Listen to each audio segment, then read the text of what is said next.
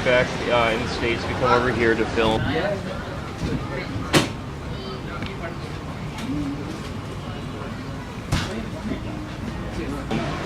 Document the referendum movement, things in Scotland. All right. Yeah. Start off just saying your name and where you're from. I'm Douglas Berry.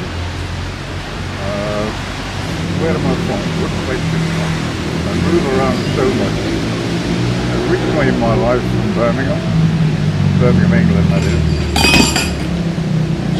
What are your thoughts about the vote for Scottish independence? Do you have any thoughts about it? Well, we've been together as a union for quite a long time. There's no problem between us. I think personally, almost certainly the Scotland or the Scottish people would go for independence. That's the younger generation. The older generation almost certainly will stay with the alliance for purely economic reasons, I think. So, I don't, from an English point of view, it's not a problem, or from a Scottish point of view. I personally think we, the British Isles that is, are better all round as a unit that I am unhappy about in this country. The fact that we have had for many years an open door immigration system where people can come in and go as they like, and it's being abused to quite a large degree by various groups. Perhaps there's some good in the concept of one people, one world, maybe, but it doesn't appeal to my generation, because for my generation, England fundamentally was an Anglo-Saxon country. Now it's a multiracial.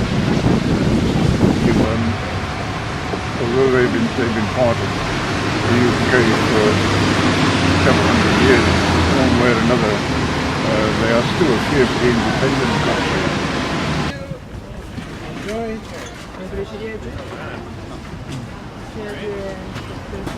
Hi.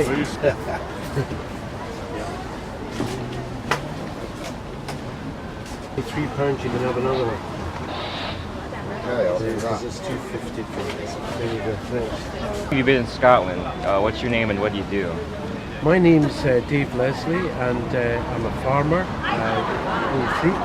We have a farm shop, and we do a network of farmers markets throughout Scotland. And I also sell polytunnels in many countries, other parts of the world, including the US. Great. And what are your thoughts on the referendum, Scott?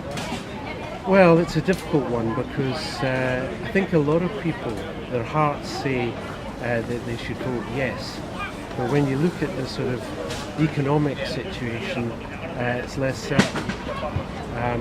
We as farmers, we're very concerned the fact that we're going to be out of the EU because, like it or not, we're well sort of involved with EU subsidies and the infrastructure of the European Union. And for us to then suddenly come out of that, it's going to be disastrous for the farming industry in Scotland. EU, you would say, is the biggest threat for well, certainly, the farmer? Our point of view is the agricultural side of things. We're very concerned about losing these subsidies and supports that we've got used to, and to suddenly stop that is going to cause enormous problems.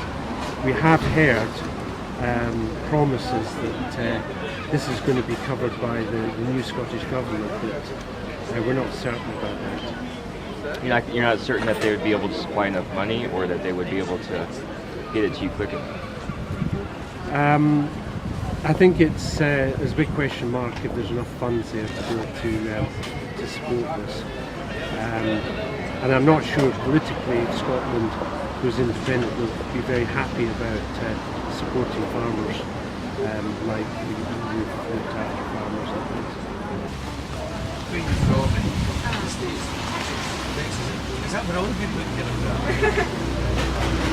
It's a bit easy, isn't it? wasn't expecting Texas. That was, Yeah. And it's taken Trophy Cross. Oh, yeah.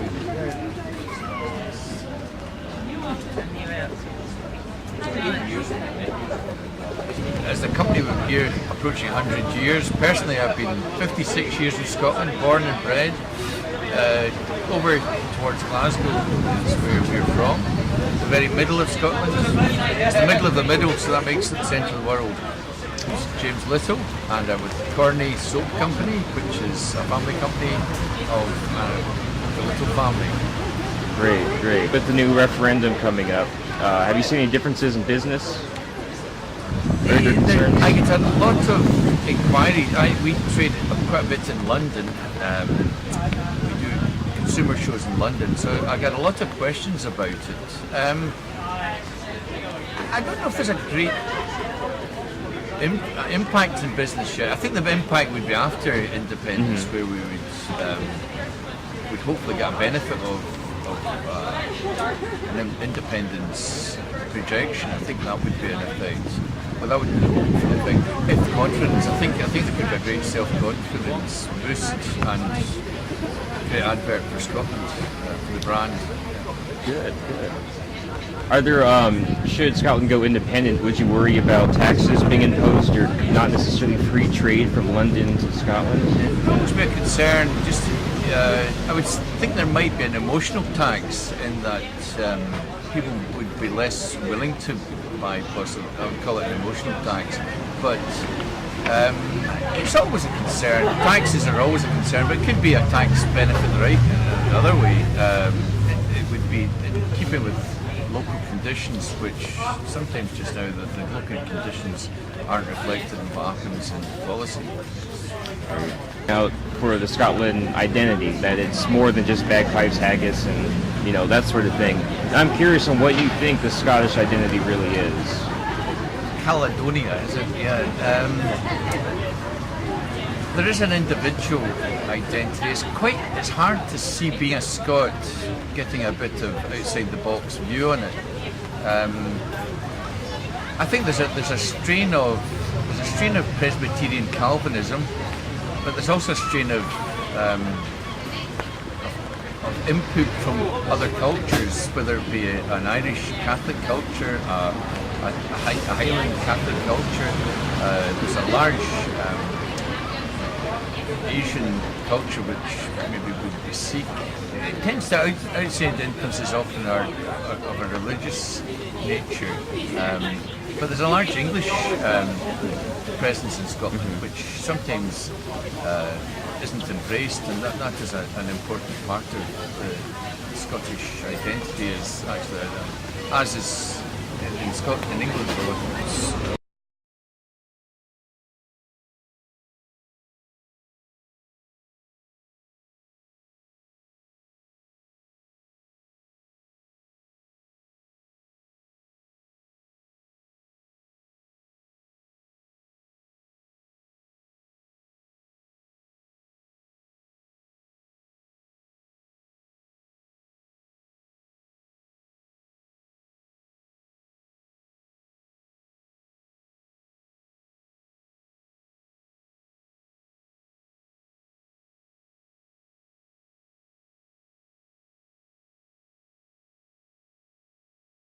Scots have confidence,